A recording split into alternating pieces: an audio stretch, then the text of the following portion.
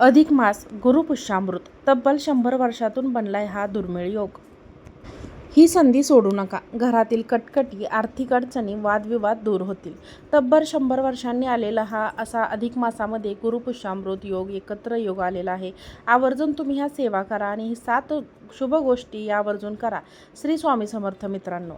21 मे 2026 रोजी म्हणजेच गुरुवार या दिवशी आलेला आहे गुरुपुष्यामृत योग. म्हणजे पुष्य नक्षत्र जेव्हा गुरुवार येते तेव्हा गुरुपुष्यामृत योग हा तयार होतो. गुरुपुष्यामृत योग हा ज्योतिषशास्त्रात अत्यंत शुभ आणि लक्ष्मीकारक मानला जातो.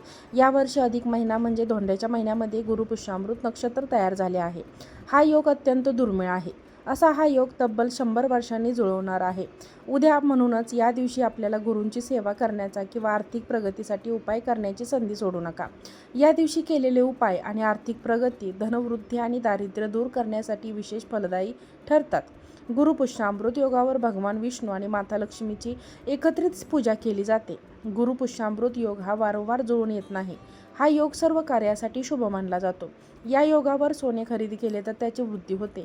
गुरुवारी 21 मे 2026 रोजी गुरुपुष्यामृत योग पहाटे 5:47 ते शुक्रवारी 22 मे पहाटे 3 वाजेपर्यंत असणार आहे.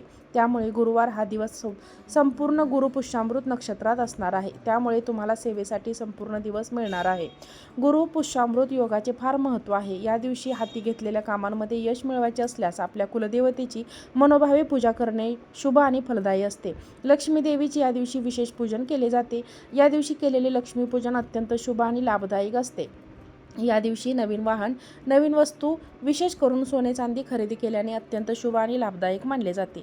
आपल्या शास्त्रामध्ये असे सांगितले आहे की गुरुपुष्यामृत योगावरती जर तुम्ही सोने चांदी खरेदी केले तर कधीही मोडण्याची किंवा विकण्याची वेळ आपल्यावरती येत नाही.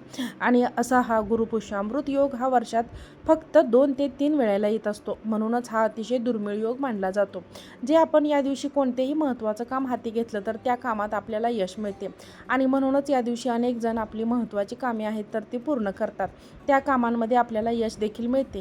तसेच या दिवशी अनेक जण नवीन घराची खरेदी करतात, गृहप्रवेश करतात, तसेच नवीन गाड्यांची सुद्धा खरेदी करतात.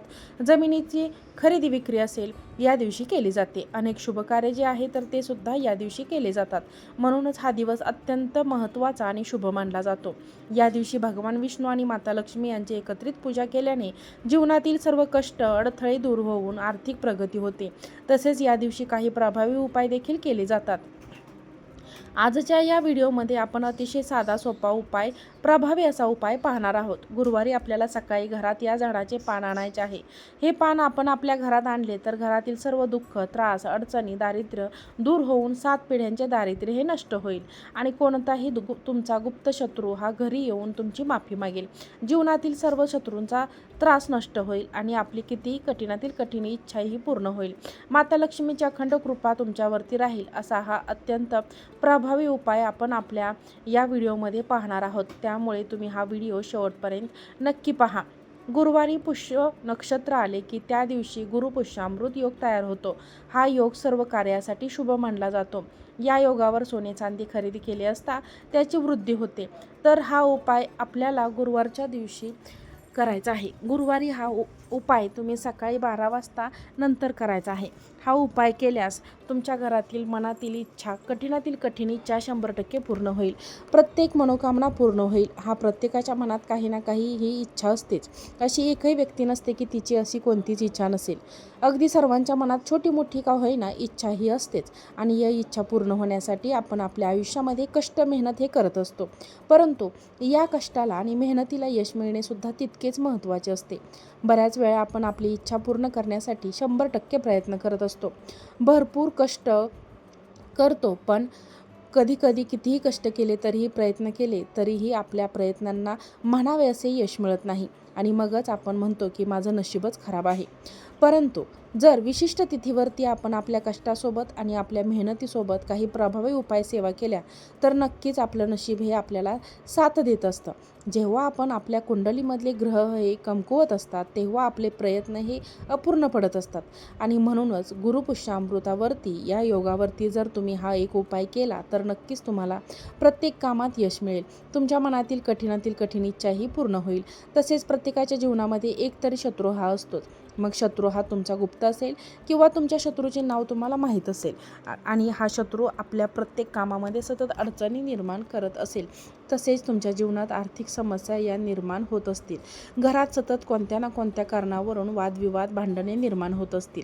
घरात आलेला पैसा हा टिकत नसेल, हा सतत कोणत्या ना कोणत्या कारणाने घरातून बाहेर जात असेल किंवा सतत घरातील एखादी व्यक्ती आजारी असेल आणि त्यावरती हा पैसा खर्च होत असेल, तर या सर्व अडचणी तुमच्या दूर होऊन माता लक्ष्मी ही तुमच्यावरती प्रसन्न राहून घरातील 7 पिढ्यांचे दारिद्र्य नष्ट होण्यासाठी हा उपाय अत्यंत महत्त्वाचा आहे.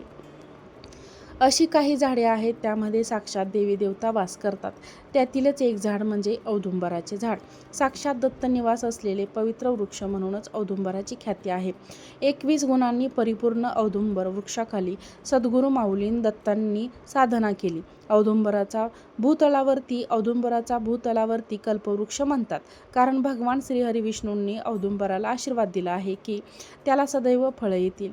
तसेच या झाडाचे पूजन व भक्ती केल्याने व्यक्तींच्या सर्व मनोकामना पूर्ण होतील. या झाडाचे दर्शन केल्याने उग्रता शांत होईल. या झाडाला प्रदक्षिणा घातल्याने अपत्य प्राप्ती होते आणि व्यक्तींच्या जीवनात सर्व आर्थिक अडचणी दूर होतात.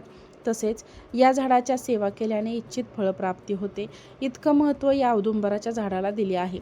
या झाडाची पूजा खास करून गुरुवारी केली जाते आणि हा गुरुवार या गुरुवारी आलेला आहे.